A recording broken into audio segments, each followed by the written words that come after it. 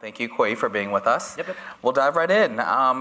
So you're providing this portrait of your family, your mom, your dad, your two brothers. We don't see much of you, though. So what's your role in your family?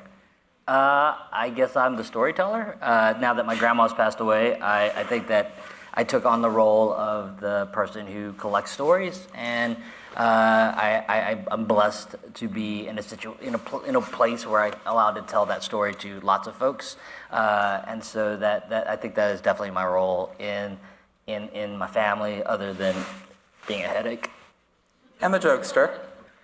Sure. Yeah. They don't think it's funny, but. What we just saw was a really very real dive into the skeletons of your family's closet.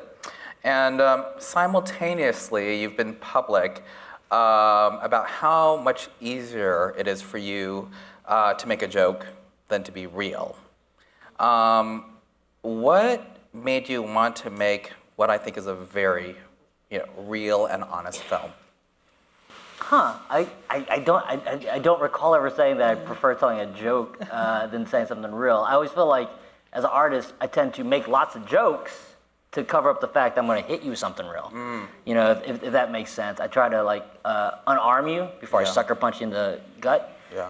And this was definitely the opposite, right? Like I made very few jokes and just let the stories be the stories. One, because as I told you, thank you for showing up. But the audience for this was for my mom, my dad, and my kids, and so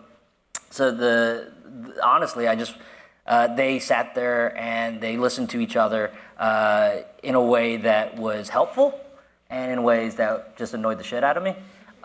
Because in some ways, just to tell you the making of it, my mom and dad kept sitting on the other side of the camera, and every time my dad spoke, and this is why my dad was so cut up. My mom kept going, "That's not how it goes. This is what you tell them.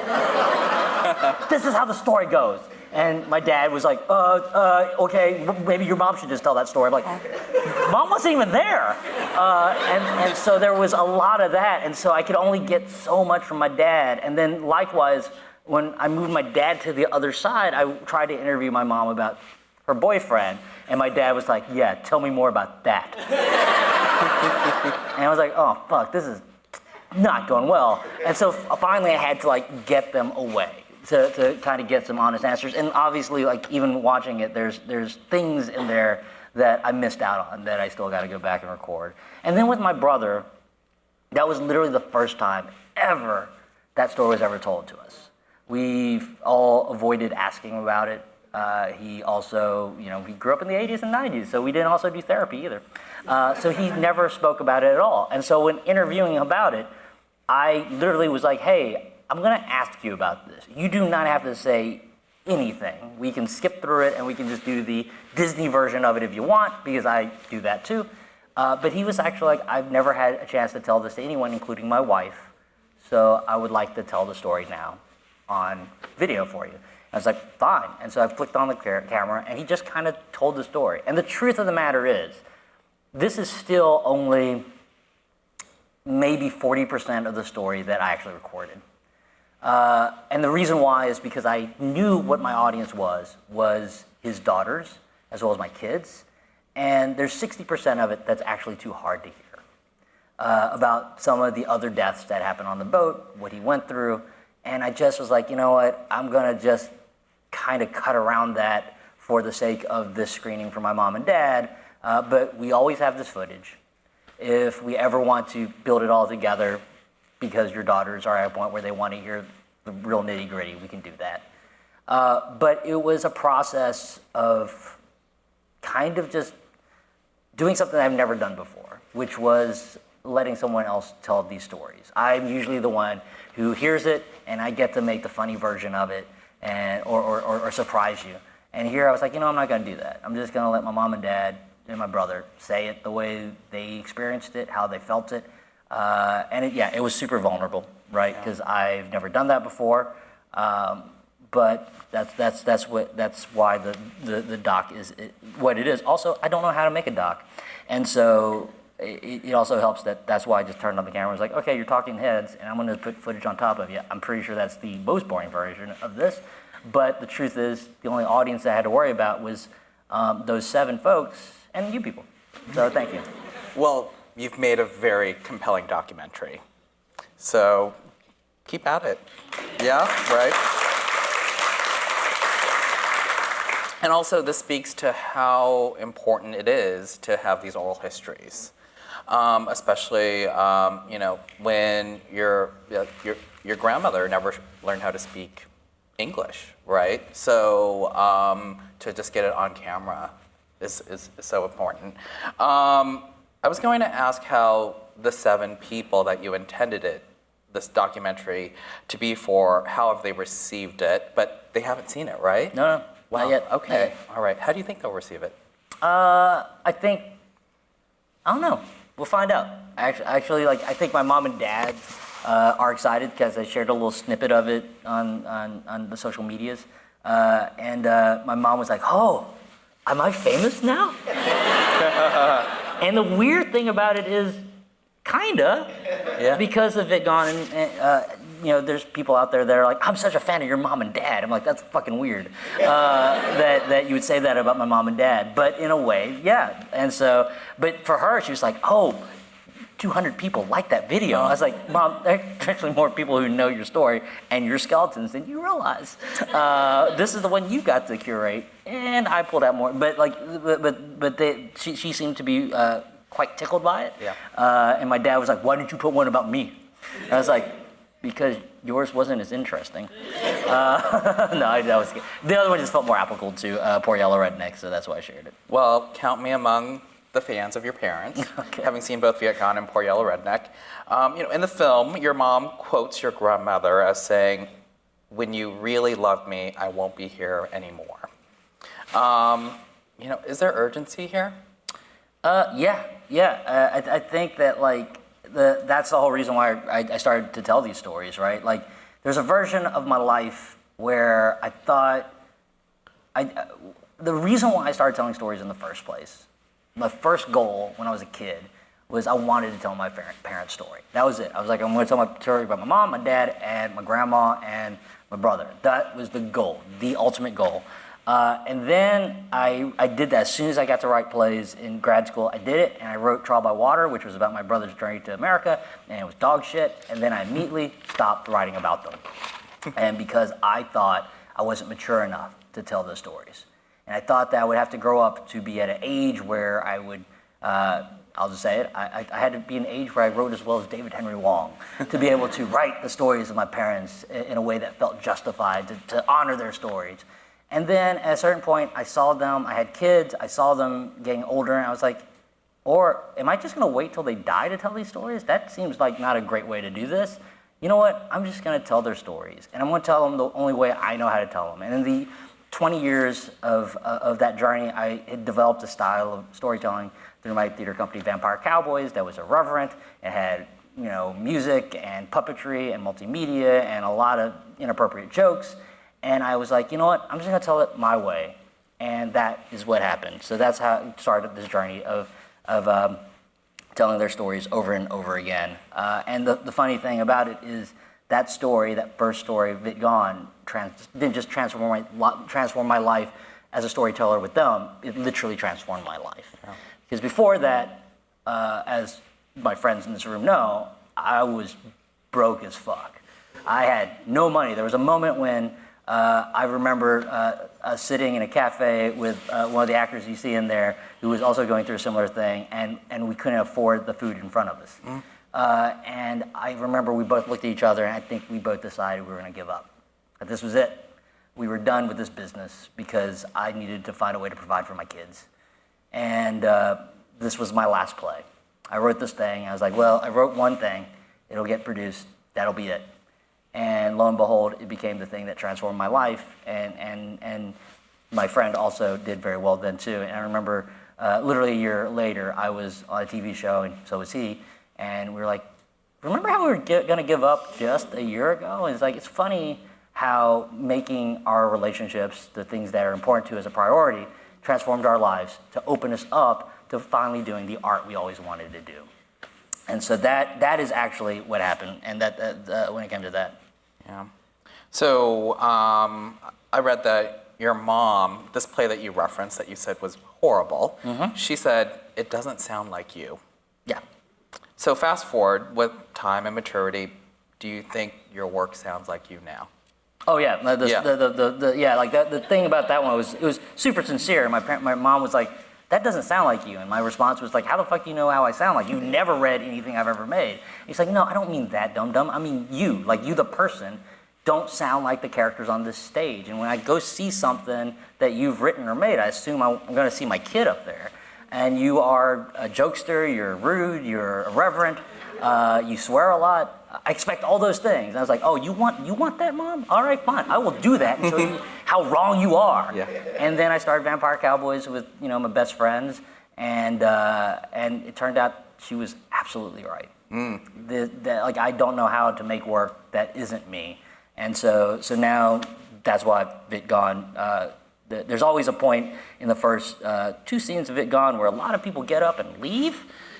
And it's not because of the content, because nothing's happened yet. It's just because the main female character comes out and drops like 12 F-bombs in a row, and I just watch them leave. I'm like, ooh, that's fun. But I'm just like, hey, that's for my mom. So you've described your theater or your work as geek theater. Yeah. What's geek theater? Geek theater, shit, I haven't done this in a while. Geek theater, I mean, it's just like, it's a pop culture style of theater. To be honest, it was a marketing ploy made up by my wife. Because when my friend Robert and I decided to start Vampire Cowboys, we had like this very generic mission statement, which was, I'll just tell it to you, because I think I have it memorized. It was to create innovative work for a new audience, something really generic like that. And then when Abby saw it, she's like, haha, that's every theater. Every theater wants to be innovative, and they all want to find a new audience. So you've literally said nothing. What are you? And so I described all the things Robert and I wanted to do as artists, and she's like, oh, that sounds like geek theater. And she was like, well, that's what we're going to say. You're Vampire Cowboys, geek theater. And I was like, that's stupid, because at this point it was 2001, geek wasn't a thing, and I was like, everyone's going to think we misspelled Greek. And Abby's response to me is like, you really think Vampire Cowboys is going to be mistaken for a Greek theater? I was like, okay. And so she was right, and then brought us to Comic-Con, and then we made a lot of friends, and the company did really well. So I'm an arts administrator, so I really get into like the nitty-gritty, and lately we've been filing for artist visas, and it's a headache and a half. So I'm watching the documentary, and I remember how difficult it was for my parents to secure a visa for my grandparents who were still in Vietnam. How did Hung get to America so fast? That's the story of the third play, and like that's the missing part of the documentary that I still, because I didn't get to interview my mom about it, but it was my mom. She was told the same thing. She was like, it's going to take 2 years at least to bring him over, and that's fast. Yeah. And my mom was like, if you've seen my plays, and here she's super sweet in this documentary, so that's kind of misleading. She's actually the little section where she gets into like talks about the diner, about freedom. That's my mom. She is this. She's 4'10". She's teeny, but she is an absolute powerhouse, and she doesn't show it all that often. But when she does, she's fucking unstoppable. And she was like, that's not the answer I want to fucking hear, and I'm not going to let that happen. And this 4'10" woman gets in a car and drives to fucking Little Rock and gets to the governor's mansion and waits there till she can get to, and at that time the governor was Bill Clinton, and was like, I'm going to stay here, I'm going to talk to a fucking senator or the governor, but I'm going to get him in. And she got there, and they turned her away, and so then she started a writing campaign to our local paper. Our local paper picked it up, and then it got to the state paper. And then, of course, when they're like, this woman came to the fucking governor's mansion and got pushed away, and they're like, whoa, we didn't push her away. To be clear, the security pushed her away. We heard the story, we were gonna let her in. No, let her in. And so they let my mom in, and then, Bill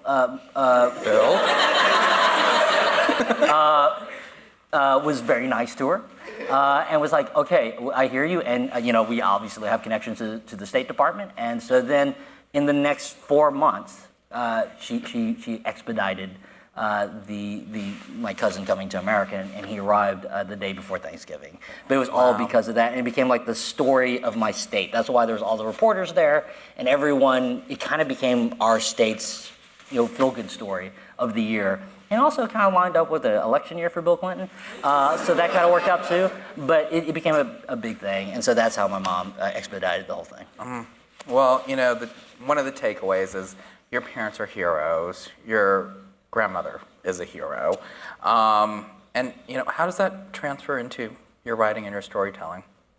I mean, obviously, because of the influence of my mom and my grandma, I think I've only seen my female characters in that fashion. Mm-hmm. That's why Raya is the way she is. That's why all the female characters in my plays are the way that they are. Because their DNA are to two women that, and I'll put my wife in there too, to three women that heavily influenced me, and they are three of the most powerful people I know, regardless of sex. And so I think that has played a huge influence on the way I see characters, storytelling, and how to round out characters, I guess. And, I have to say, my mom, a Vietnamese woman, probably the strongest person I know as well. And growing up, there's always the story of the Trung Vuong sisters who led Vietnam, and that Vietnam is a country of very strong women. So I'll get a little bit heavy now.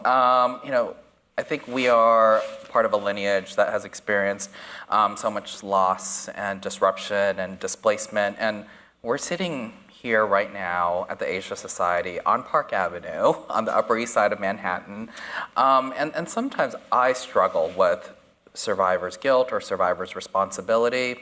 Is that something that you think about? I think about it not in the context. I don't feel. I'll be honest. I don't feel survivor's guilt, but I do think often how different a life my parents had to what they have now and what they went through. It's especially my brother. Yeah. And so those thoughts of what have they gone through and what haven't I gone through? That's why I think for me the camera's always been on them and not myself. Yeah. Because I feel like part of my life is to take what they've gone through to, one, in a very selfish way, inspire my kids and my brother's kids, but to also inspire those that have gone through a journey like theirs. And so I think that I might not have I don't feel guilty at all, but I definitely feel a responsibility. Yeah. And I think it's important to touch on the Vietnamese diaspora as not a monolith. There is an ongoing story of an exodus in 54 when the country was split into two, in 75 when there was an exodus out of Vietnam at the end of the war, which was your parents' story, and then there were the boat people in the late 70s and into late 80s, that's my family, and then there was the organizational departure program, which lasted until 97. And there are multiple generations, multiple waves. That's really shared in the documentary, in that your parents were of that 75 wave. You were born in America. Hung was a boat person. So just to say that the diaspora story is just so textured, and that's where these oral histories are really, really important. So, I think we'll close this program with, you've always said that your grandmother's greatest gifts were her stories. So I want to thank you on behalf of all of us for giving us your stories. Poor Yellow Redneck is currently in previews at Manhattan Theater Club. It opens on November 1st. It closes on November 26th. I saw it last week, just moved me to tears. It's a Vietnamese story. It's also an American story, American like everyone else. So get your tickets. Thank you so much for being with us.